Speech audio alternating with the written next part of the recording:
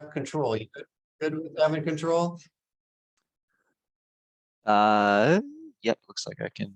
All right, so hold on for just a sec. But thanks for joining us, everybody. It's our mentorship call for May 17th.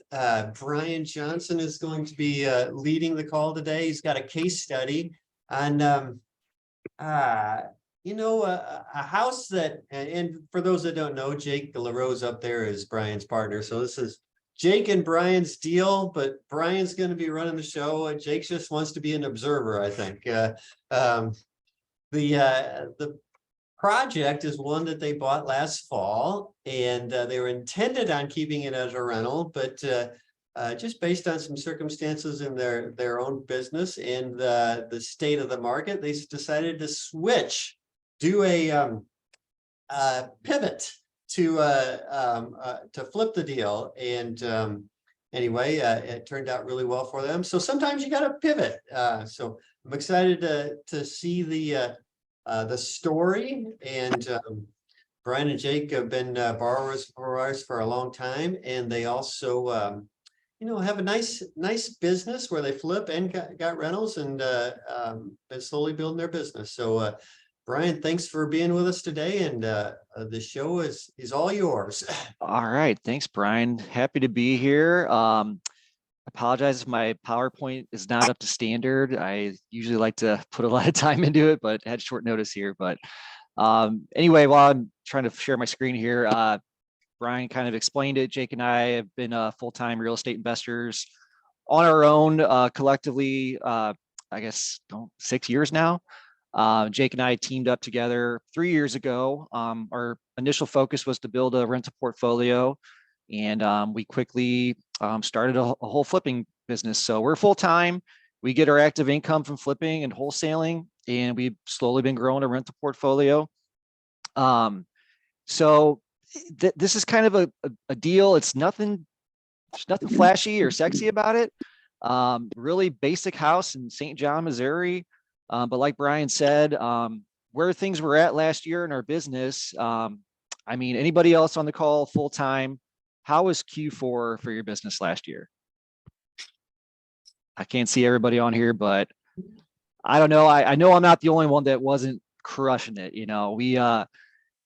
Last year was interesting. Q2 and Q3, we were having a really good time in our business. We were coming off of Q2, we were averaging 56K a month in the flipping business. Q3 slowed down a little bit, about 35K a month. But that's a 6-month stretch of really good times there. We had brought on an operations manager in our business. And at the time that we contracted this property, we had a few other flips going, a few more under contract in our pipeline, a couple wholesale deals. And we also had some BRRRR rentals in the process too. So things were looking good back in September when we bought this property. And then Q4 just kind of changed everything. Our marketing screeched to a halt. New business kind of just died off there for a few months. And we had a project, we were flipping to Maryland Heights that went extremely over budget and kind of just threw a wrench into all of our big plans that we had for the near future. And kind of, we just had to put a pause on a lot of things, including this project here. So let me bring up, see if I can share this.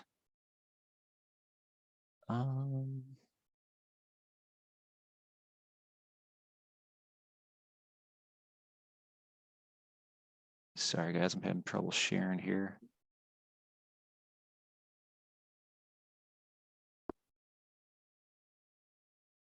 You want me to do this, Brian? Yeah, I'm trying to do the screen share here. Hold on. Oh, shoot. Unless you're able to do it on your end, Brian. And I'll do it. I got it. Okay, got it. See it? All right. Look at this little beautiful cookie cutter house in St. John, 3580 Roy. We loved it for a rental when we bought it. So the St. John, we bought our first property in. It's a really steady area. I mean, you're kind of in that pocket where you got 5 different municipalities on top of each other. St. John, we like the housing stock, a lot of World War II era built homes, solid brick. So Brian, if you want to click on the pictures there, we can. Yeah. I did not have a full photo file for the before, so I scrounged a few together here. So this house was vacant for several years. We found out when we bought it, but for some reason they spent money on roof and windows, so that was all good. Electric panel was good. So basically, we were thinking we had just a pretty easy cosmetic rehab here. There was nice hardwoods under the green carpet. That basement was a little bit scared when we bought it. That was kind of after we did a lot of the demo, got all the paneling off the walls and everything. We weren't sure what was going to be underneath those panels, but because you could tell there was a lot of water damage down there. Kind of lucked out. It looked like all the water was coming through the back walkout door. There wasn't any foundation issues, so got off kind of easy there. And then on the outside, it was just kind of rough. A lot of cleanup to do. Got a little breezeway off the garage there. There's Nick, Nick Thiel. I'm sure you guys recognize him. So I mean, nothing crazy.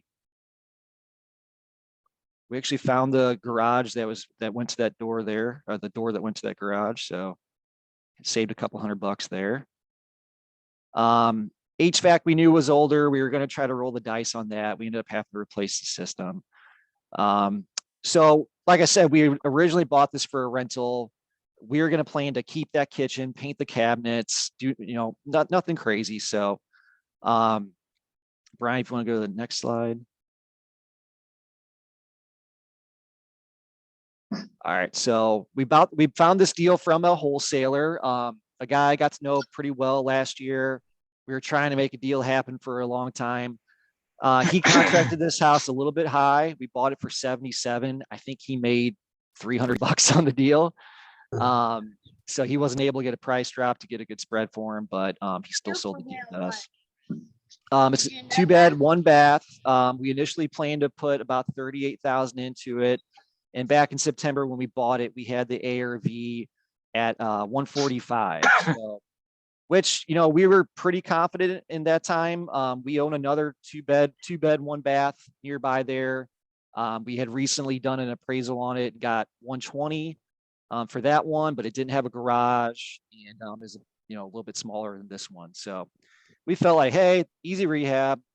We're sure about the value. It should be a easy bird deal. So here's the comps we were looking at. It might be kind of hard to see, but like I said, 145 when we bought it. And I just put a picture up here of the map because I just want to explain a little bit how we look at some of these deals, guys. So like, if you zoomed in where this house is at, and you're just looking in a quarter mile, maybe even a half mile, you might not pull some of these comps in here. So we know St. John really well. Like I said, the housing stock is pretty much all the same. The school district is all the same. Nothing really changes, block to block in this little municipality here. So when we have a case like that, and we have other houses in the area we know that we've had appraised or we've wholesaled or flipped in the past, this is kind of like, hey, this is we know the turf here. We know what we can do, what people are willing to pay for, what appraisers are looking at. So an example like this is where I'll kind of stretch out and just look at the entirety of the neighborhood. I'm not saying do that in every case. I'm not saying an appraiser is going to look at it like that.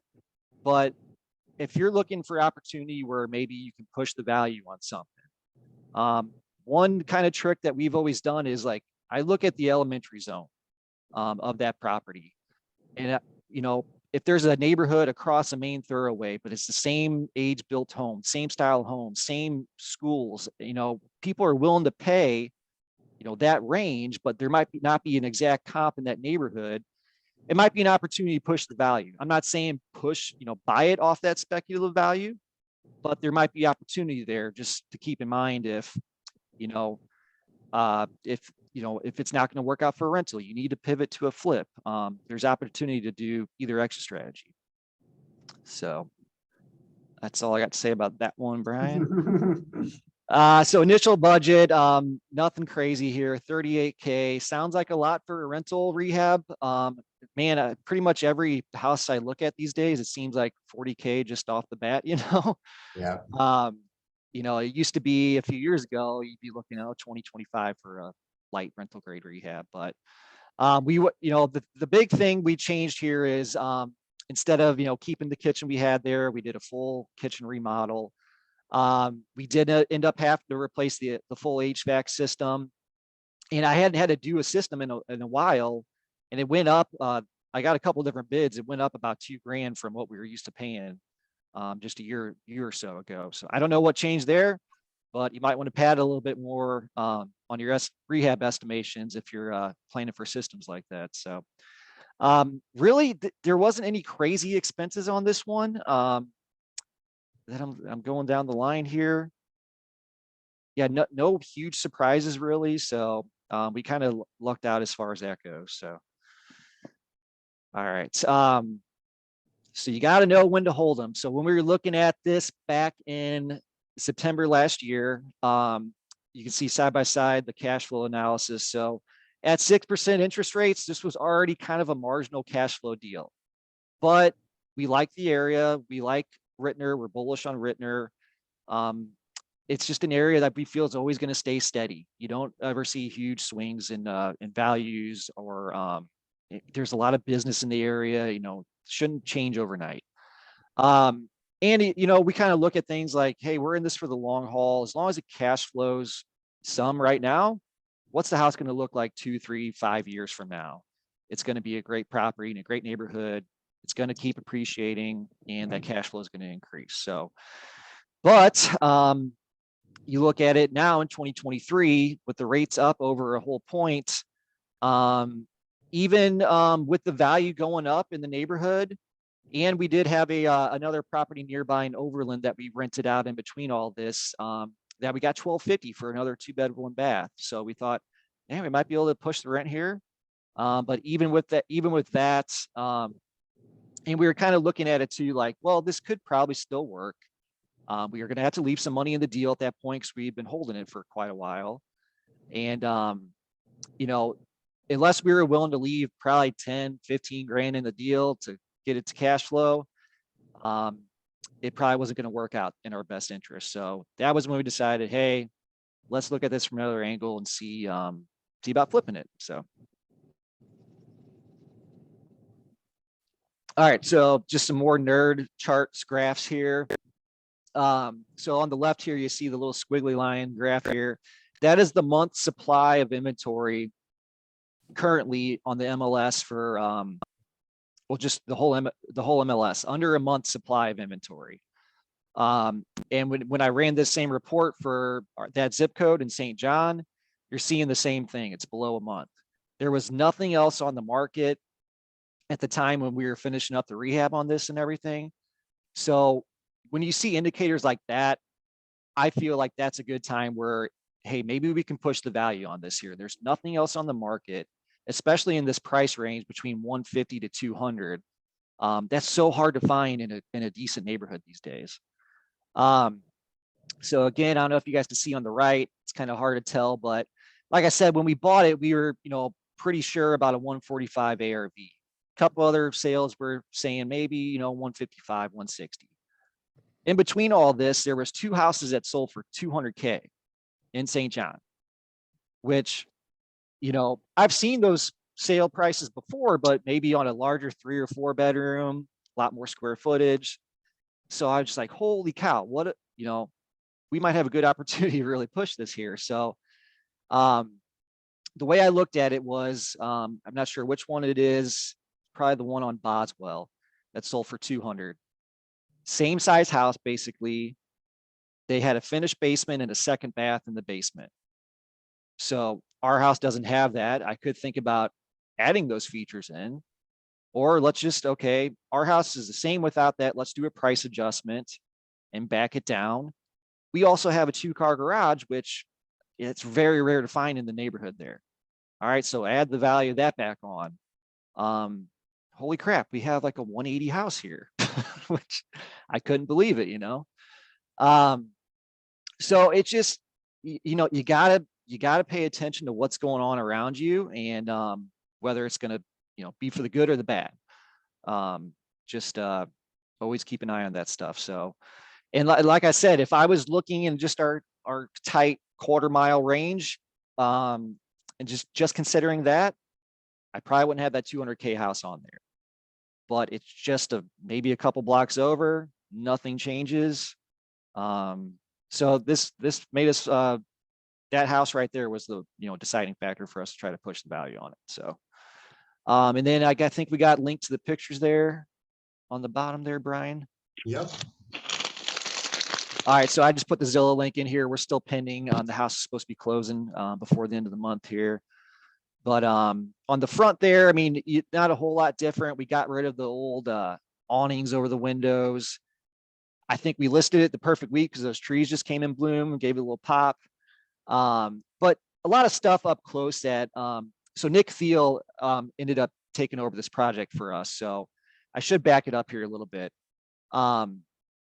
Shortly after we closed on the house, we got in there, started doing some work, a little bit of demo.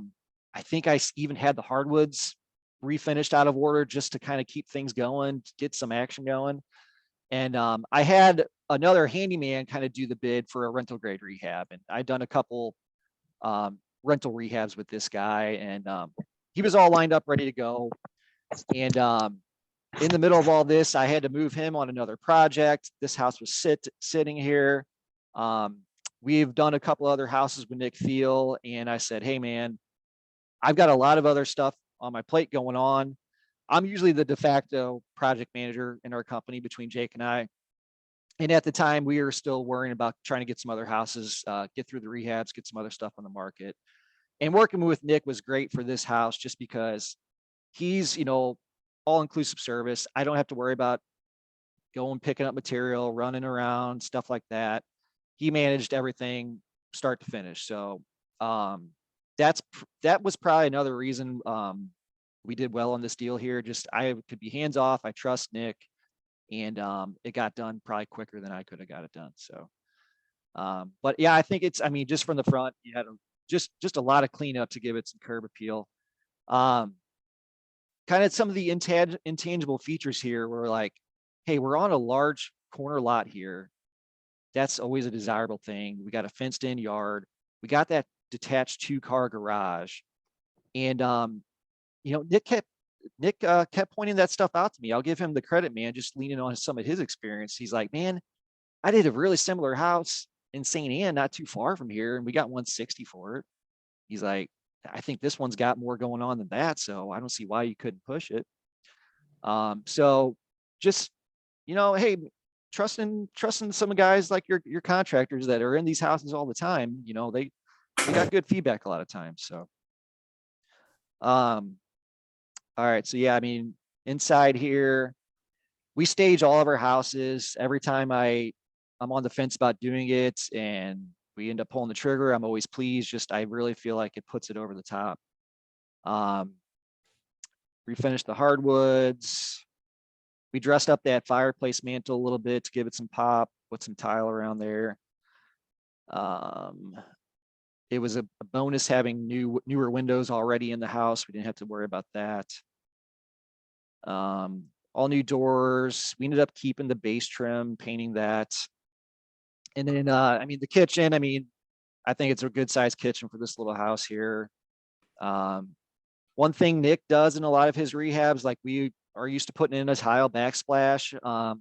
For this price range, he suggested to forego that, just do the granite, continue the granite up for a little backsplash. Nobody seemed to mind. Nobody questioned it or anything. I don't think there's any pictures of the finished basement on there, but we just basically gutted everything, cleaned it up, did white walls, gray floor and everything. That breezeway, dressed that up really nice, make it a little bonus feature. And it's all showing you then. So yeah, we did all new tile in there in the bathroom. Nothing fancy, guys, nothing crazy. It's not the coolest rehab we'll ever talk about on one of these calls, but I'm happy with how it turned out for the circumstances we were in. All right, so that's it. That's how it turned out. Final rehab, we ended up putting in about 48 into it. only 10 more, I think, than what we originally planned. The biggest thing was changing things like going higher finishes on the kitchen and bathrooms, and the HVAC being a little bit higher. I'm sure there's something else in there I'm forgetting, but holding cost, I'm expecting about just between 11 and 12,000 on the holding cost. 8 months on a house like this, you never want to see that. From when Nick took over the project, when we decided to green light it and move forward on it, I think it took him just under 2 months. So if we would have bought this, if we would have kept the rehab going right after we bought it, we probably would have been listing it back in the winter months in December. So I don't know if we would have even got, what we were hoping for back then, so we decided to list it at 169. We had multiple offers, everything over asking, and we took an offer for 179.5. They were covering the appraisal rider gap if it didn't appraise out, and they weren't asking for inspections. It was a great offer. So we're expecting to have a check at closing for 40,000. Is that all going to be net profit? Probably not. I didn't factor in utility bills. I'm sure there's something else in there, but it's 40 grand coming back into the business, where at it for a while, we thought this was going to be a break even, or we'd be trying to dump the property or bringing a check to closing, so I think we're happy with how it all turned out. So lessons learned. I mean, like I said, not every deal is a home run. I consider this a single just because not all that 40 is true net.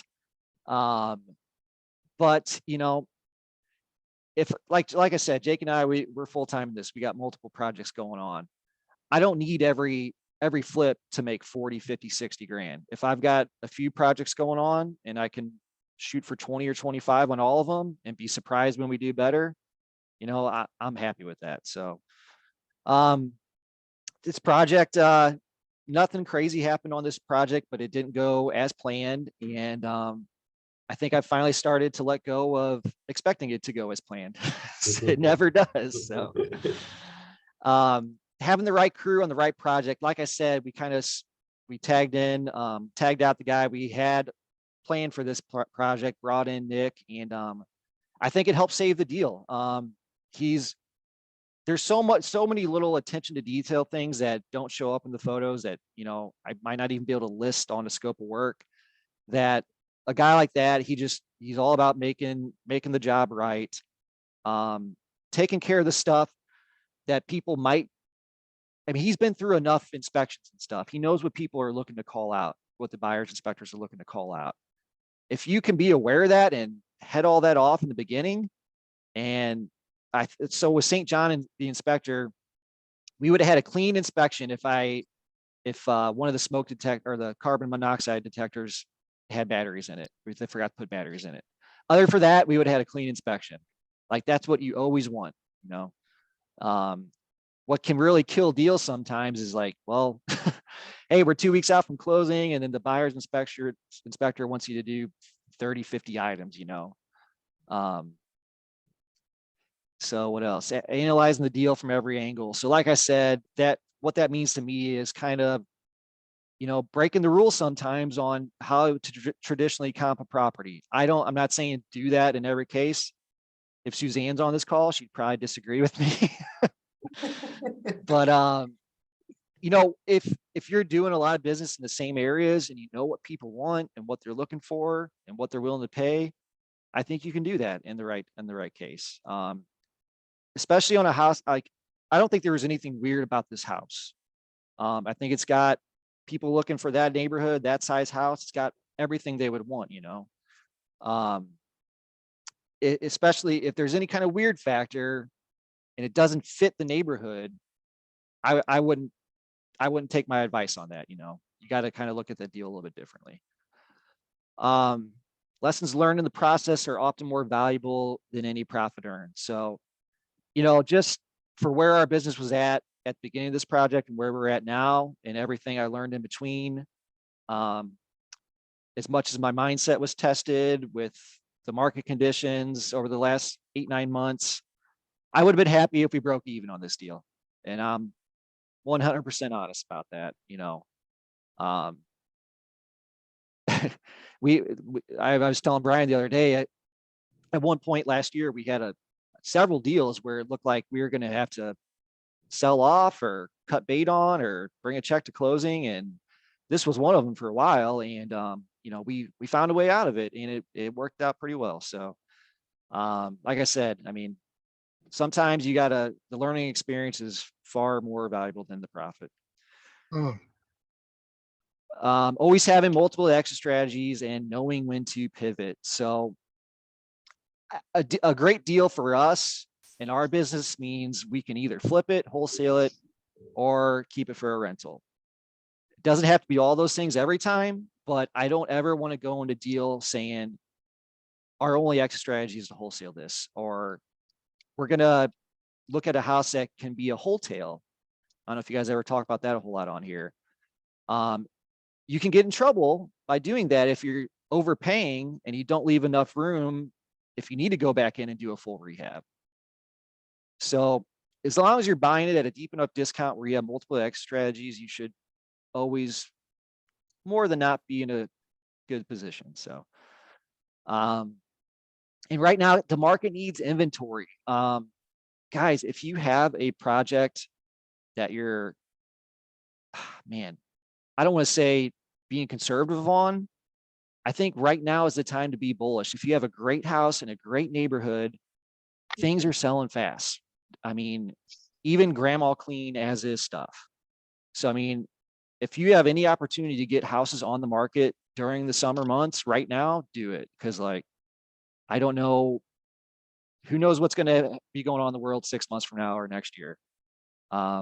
This might be the last good run for a while where prices are going to keep going up before they level off. Who knows?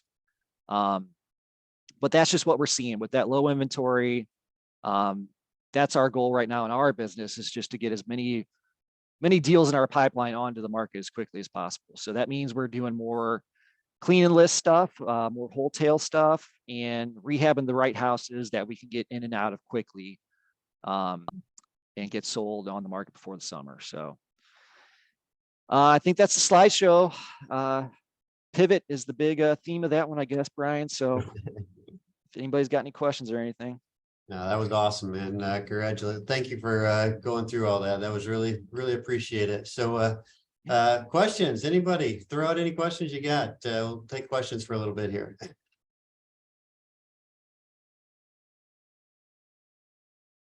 I guess Alexis is on the call. Yeah. Nick's better half. Thanks, Alexis. No, you guys are great to work with. It was always great to work with. So we appreciate you so much. Thanks. It is interesting, timing the market a little bit, how big a difference it could be from like December, January to what are we in April, May, when you put it on the market. Doesn't seem like last couple years during COVID was like that, but so often the winter market changes to the spring market, and it can make a pretty big difference. And I think that was the case this year. You pretty much agree with that, or? Absolutely. We had a couple of houses we were selling during the winter months that did not do as well as we thought. For example, we had a house in Florissant that we listed like right after Thanksgiving, I think. And we thought all day this house was a 250 house. We decided to list it a little bit low to get interest and try to get multiple offers. Well, we got one offer. And I mean, on top of the normal market cycles, all the uncertainty that was going on at the end of second half of last year, I mean, just really compounded everything. So yeah, I mean, I was talking to Jake the other day. I was really doing a deep dive on this, Brian, and tell me what you think. But I kind of identified for flipping like 3 key dates in the year where you want to try to hit with your projects. So like for me, July 4th is kind of like peak summer. People are starting to go on vacations and stuff, making other plans. And I think that's just like kind of like the top of the market where you're going to get the most you can. The next would be like August 1st, right? It's back to school time. If you don't get it on the market by then, you might have missed your window of people that were looking in the neighborhood. And then the other one would be like November 1st, like before the holidays. Like as Yeah. soon as Thanksgiving hits, like that's when everything cools off. So I'm not saying like we're not going to take on projects during the winter, but like, well, what we're loading up on in Q3, we might just, if we can't get it on the market before the holidays, we might just carry that project through the winter and wait till the spring, in the future. Yeah, I do think in a lot of years, not every year, but a lot of years, if you put it on the market in December 1st, you would be better just to wait until March 15th or April 1st, even though nobody has the patience to do that, or at least I don't. Yeah. You'd probably do better if you did. Well, I mean, yeah, not everybody can do that necessarily if you're just doing Yeah. a project at a time or something. But I remember when I first started out, a lot of old timers telling me, yeah, you got to get your winter projects, I'm like, Yeah. well, I want to flip all the time. What do you mean? Like, but, Yeah. And if we're doing it for a living, you got to do that. But yeah. in general, I think the spring market definitely brings out higher numbers, and especially this spring. This spring has been incredible. So, I mean, you can adjust though. Like if you're buying a house mid-year or Q3, it might be on the market in the winter, then well, just adjust. You have to adjust how you're buying it. Mhm. Like right now, like if it's a house in a neighborhood we love, like we're bullish, we'll push, we might go up to 80% on what we can offer. If you're going into the winter, and back it down to 70 or 75. But you might lose deals like that, but that could be 10% swing could be the difference of making money or breaking even. So Yeah. And it is a beautiful time to get on the house on the market still. So like you said earlier, Brian, if anybody's got anything that they can get on the market soon, do it, because the market is hot. Any other questions? Throw anything out? Yeah, but Brian, quick question for you. Well, first piece of feedback. I love the fact that, I mean, you know that area well. I think that's huge. And I think it gives you a lot of confidence as an investor when you already know that area well versus going into it kind of unfamiliar. So I think that's a huge takeaway for people is, for me, I don't want to spread myself across the state of Missouri trying to flip houses. I want to stay in the areas I know best. So it was kind of a key takeaway for me. I guess my question is, so you mentioned 3 exit strategies, and for us, we're flip or nothing, right? We don't hold, we don't wholesale, we're always flipping. But for you, I mean, are you even considering holding something right now? Like given the shortage of inventory and what things are selling for, like is holding even an option? And if so, like what is it, a cash flow basis, or like what are you using to make that decision? yeah, for sure. I mean, if it's just we gotta like walk into it just a sweetheart deal to hold it, keep it right now.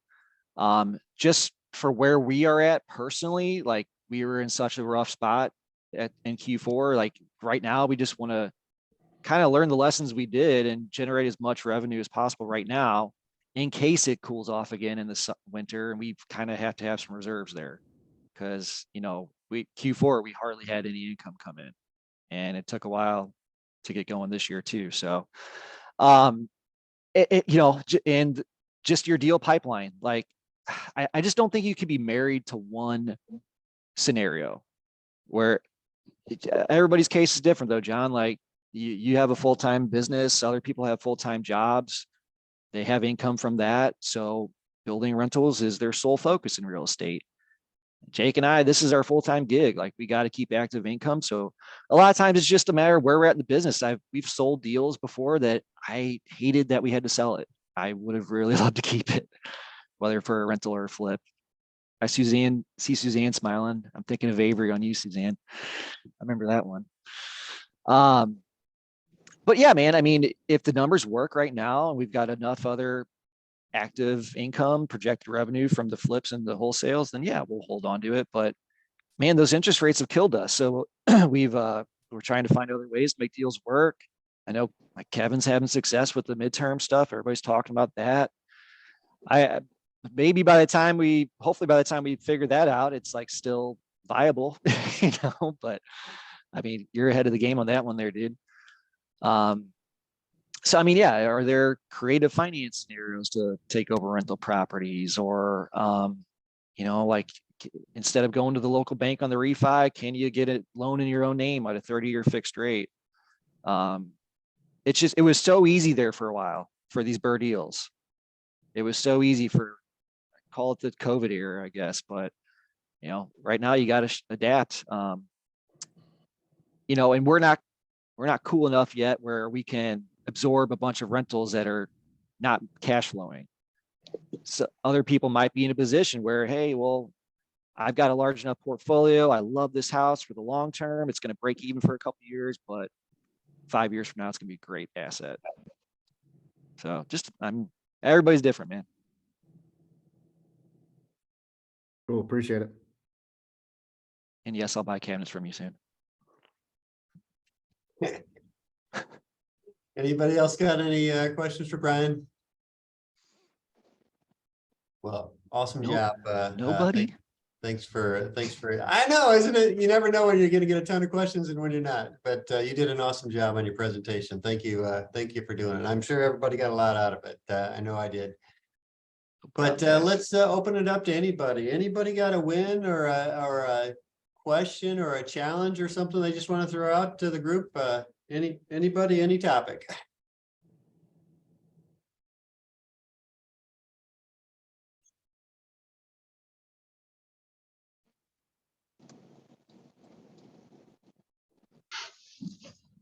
All right, quiet group today. I guess just kind of to piggy tail off what Yeah. John was just saying, like, is anybody or a lot of people on the call, are you focusing on flipping right now? Are you still finding ways to make your rentals work? Or I know it's kind of something I'm asking everybody I talk to right now. Yeah, so first off, I actually had to go rescue my wife, so I had to drop off. So I missed the whole chunkier presentation, Brian, which bums me out because I was Man. that was right in the heart of something that I'm working right now. So I've got two projects at the moment. One, it probably sounded similar, right? Like I bought this property up in Florissant for like 82 and got a private money loan on it, which is fantastic. I put about 40 grand in it, and I was thinking I would sell it at 180, but the market is so hot right now. I've got comps up the street that were like 225 and 215. I'm just like 200 all day. Like I'm going to use that just to get the cash out. I definitely wanted to. My goal was to keep it to keep it as a BRRRR and have it as a rental. But I was just like, I mean, the cash makes a lot more sense now because when I started looking at the interest rates, it just didn't really make sense. So that's my first one. I'm going to flip that. Probably looking to get that on the market by the end of this month. Second one I'm working is down in Franz Park. It's a midterm rental, or I'm going to use it as a midterm rental. Again, it's all learnings, right? And what are your strategies? I could sell that, but I'd be ultimately just out the cash. But if I can get it, I actually am looking at it as a midterm where I'll probably be cash flowing, $300 to $400 a month, which I'm totally excited about that. Get some of that money back. But the interesting thing, you were talking about loans there. So like I was pursuing like a loan in my private name there, Fannie Freddie loan that was like 7.5%, but I would have to pay like a point down on the backside of it. And at 7.5%, I'm going to refinance it in the next 5 years. So I just went to got 7.5% there as well with no points, and now I can pull money out of it. So there's a lot of crazy things kind of going on. I mean, I think back to your strategy about pivoting is key. Having multiple exits is always the case. I've only had one where I only had one exit, and I didn't like that feeling at all. So, I guess like John said, like, if you're looking at a property doing the midterm rental thing, like if that got shut down for any reason, sure, because cities make up their own rules, like, can that still be a long-term rental for you? Will you still have enough equity where you can, just flip it if you need to? I know a lot of people, when the Airbnb craze was really taking off, were like buying stuff at full value. And then like, well, okay, well, city can shut you down and then you're underwater on a house and then what? Like, so, I mean, it doesn't just have to be for like my 3X strategies, like other stuff you're doing, other people are doing. I mean, that's what I was talking about too. So. So that midterm rental is a, I don't know, a lot of people are doing it these days. So, have you done any yet, Matt? No, this is gonna be our first one. Be your But this is what first. Rebecca was in this hotel sales world. So this is really right up her alley, and I'm gonna be leaning on Kevin Paola here a little bit as I get this thing up and running. But I mean, you know, it just feels like a sweet spot, right? So like you know, I think short term was shut down a lot for leading into COVID. Then it got really hot. I feel like the long terms are taking a hit now because of interest rates. And so, I mean, if midterm is going to get you that higher cash, that's definitely something to focus on. Yeah, so one of the reasons I'm into the midterms, first, my wife's a nurse at the Children's Hospital. So I was strictly into the long-term rentals, and then she had a conversation with a travel nurse who mentioned they were paying $2,200 or $2,300 for a one-bedroom apartment. And right there, just flipped the script, like, all right, why aren't we doing this? You know, and another nurse is paying like $3,000 for an Airbnb because there was nothing available. So it just makes sense. The cash flow right now, if it wasn't for midterm rentals, a lot of these just wouldn't make sense for long-term rentals. The cash flow just wouldn't be there, and we would strictly be flipping. We wouldn't be able to hold the properties. So implementing the midterm rentals, it gets my wife involved. She likes it. She's has that nurse relationship and can get on board there, and then we can cash flow. So we're still making sure we got equity in the properties. We're not buying them at full value. For a minute there, I was getting desperate, so I was looking on the market just to force a deal. But I'm glad that I never jumped on any of those. But yeah, so we got pretty much using the BRRRR strategy. So we're going to be in at most 75 to 80% ARV. So if midterm rentals did slow down, seems like a lot of people are jumping into it. It might become oversaturated and everything. But the option to sell is always going to be there because we'll have the equity in the house. But just like anything else, you know, any other business, restaurants, anything like that, whoever takes it more serious and goes above and beyond to make sure they're doing the right thing, giving the best service, it's a hospitality business, 100%. You're going to do well if you make sure and deliver a good product and deliver good service. So I'm all about it. I love it. We got one Nick is working on right now. We got another one closing hopefully in the next 2 weeks, and then I'm talking to another wholesaler about locking up a third one soon. So hopefully 3 more in the next 2 months.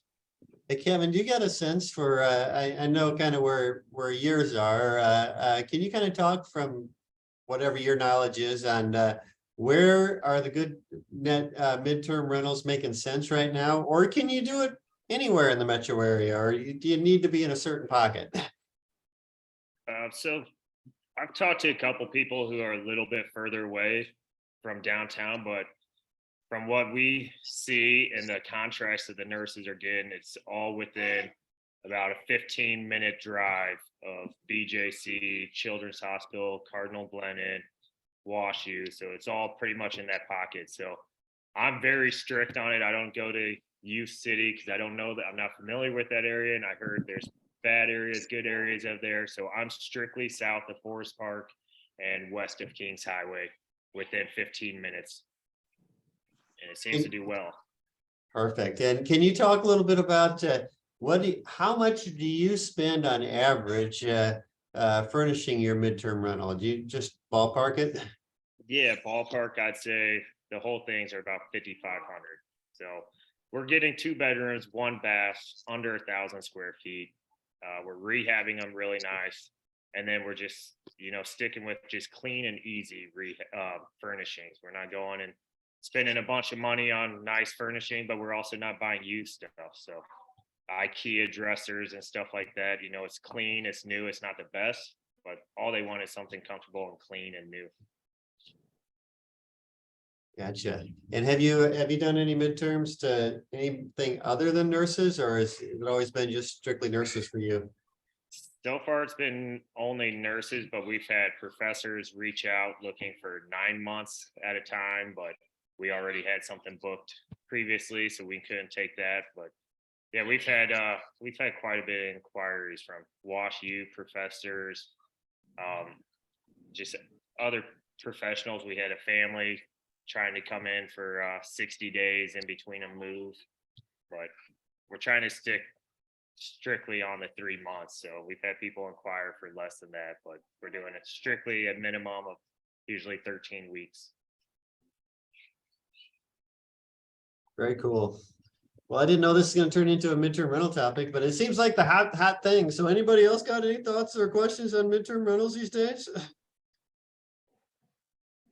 I'm just curious, like, could this turn into a new way of living for people, like other than just the traveling professionals, like I was reading this article in Business Insider or something. It was this young millennial that was like claiming how she lived for a full year, just bouncing around from Airbnbs, and it was less than her mortgage payment would have been. I'm like, I don't believe that could be true, but like, it seems to be like, with more people work from home and traveling more, I don't know, like, could that, with it becoming a more and more difficult for home ownership, could that be a thing in the future?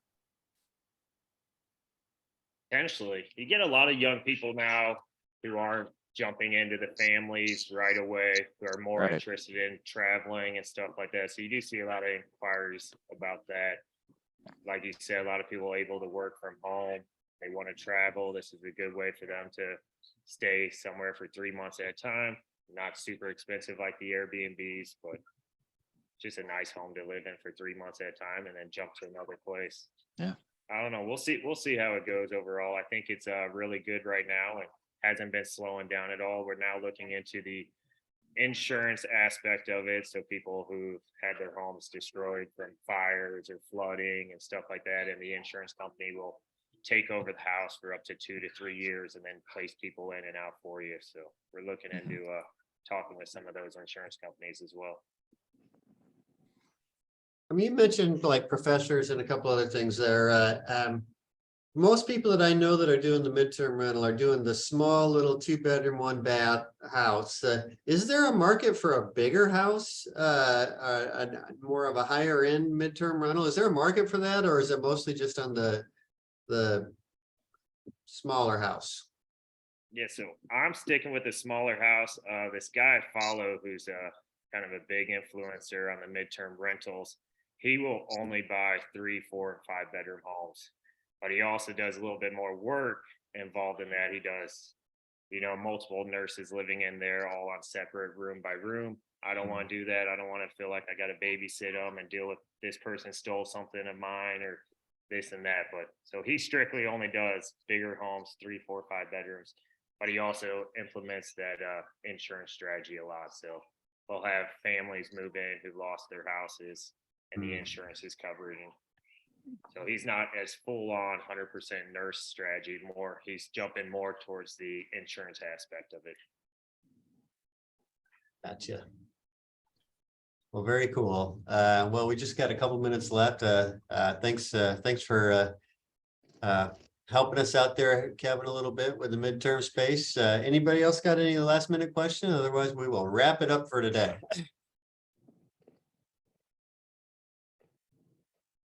All right.